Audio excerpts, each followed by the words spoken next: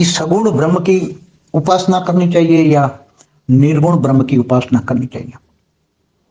गीता में तो भगवान ने बताया है कि तू मुझे याद कर, तू मेरी शरण में आ। तो भगवान कृष्ण तो सगुण है, तो उसका निर्गुण कौन है? जो निर्गुण निराकार है। मगर भगवान जो विष्णु है उसका अवतार मानते हैं ना कृष्ण को।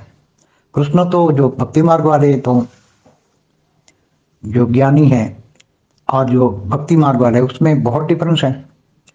क्योंकि भक्ति मार्ग वाले कृष्ण का अवतार विष्णु को मानते हैं, और जो निर्गुण को मानने वाले, निर्गुण पर ब्रह्म परमेश्वर को मानते हैं, वो ज्ञानी है, वो कृष्ण का अवतार निर्गुण निराकार को मानते हैं।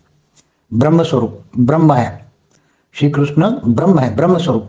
इसलिए गीता में एक बात कही कि निर्गुण को याद करना है या सगुण को याद करना है। तो लोग कंफ्यूज हो जाते हैं। भक्ति मार्ग वाले तो सगुण को मानते हैं, मगर ज्ञानी पुरुष जो होते हैं ना, निर्गुण को मानते हैं।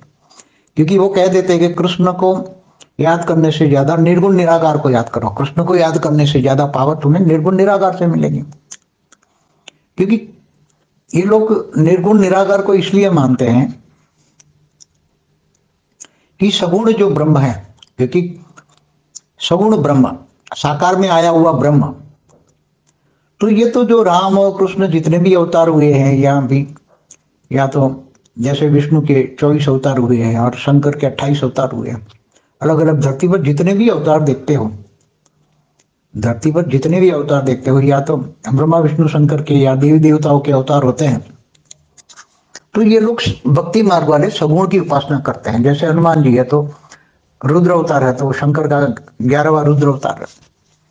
देवी देवता है तो जो देवलोक में रहते हैं, इनकी उपासना करते हैं। 3 देवियां, तो 3 देवियों की उपासना करते हैं। ब्रह्मांड की आदि शक्ति जगत जननी कहते हैं, जो ब्रह्मा विष्णु शंकर की माँ है, उसको भी जगत जननी की साकार में उपासना करते हैं।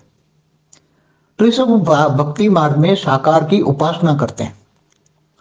अब साकार की उपासना करते हैं तो सगुण ब्रह्म साकार, जैसे राम और कृष्ण की उपासना की, मूर्ति बनाई और उसमें भावना है, मूर्ति में प्राण प्रतिष्ठा की, तो उनमें चैतन्य शक्तियां प्राण प्रतिष्ठा करने से आ जाती है। भावनाओं का भाड़ा मिलता है। ज्ञान मार्ग में अलग है, भक्ति मार्ग में भावनाओं का भाड़ा मिलता है, ज्ञान अलग है। बोलते हैं कि मैं निर्गुण निराकार, हम ब्रह्मास्मि शिवोम सर्वम, ये करते रहता है ज्ञानी।